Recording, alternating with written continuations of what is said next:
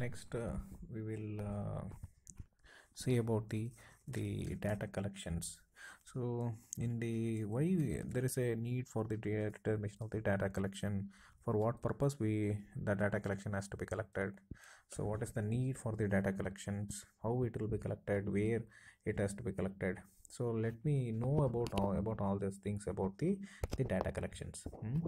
So usually the either it is at the home or during the of the trip, okay, at the destination point. So there may be one end, it may be an origin point, another end is the destination point. Okay, so at the origin or the destination, so so first one data it will be collected at the home, second one that will be trip and end of the trip. Okay, there. Next, another is destination. So destination of the trip, where the destination is there, so there it will be taken. So and while during the trip end, there also it will be taken. So 3 points where the data will be collected. So when the collected at the home, so that the data can be widely ranging, and it can be overall the trips made it during the given period. So this data collected during the trip is necessary for the of the limited scope, since the whatever the procedure yields the data only on the particular trip which is being intercepted.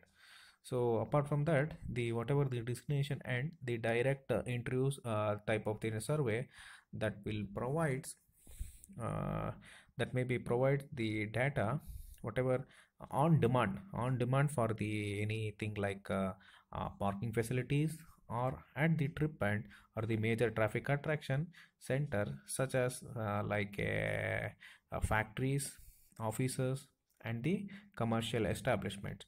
In such cases, this data will be collected. Okay.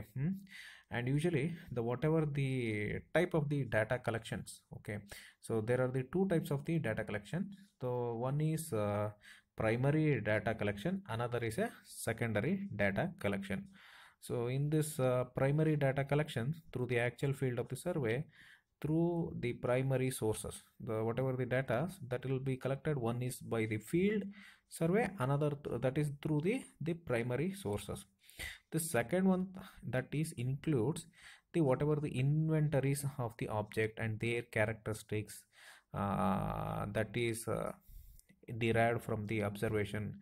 So that can be taken an example, the location and the property of the interlinked roads. So example like starting nodal point, end node point, length, number of the lanes, presence of the parking, surface quality, gradient, route, characteristics of the bus service, operating hours, stops which has been reserved, stops which has been served, headways, type of the vehicle, and the service which has been offered by the locations, number and the type of the activities possible, and the size of the facilities, opening hours, price levels, and the service qualities. These are the which has been included for the primary data. So another is the data of the on the current behavior, the current behavior on the observed.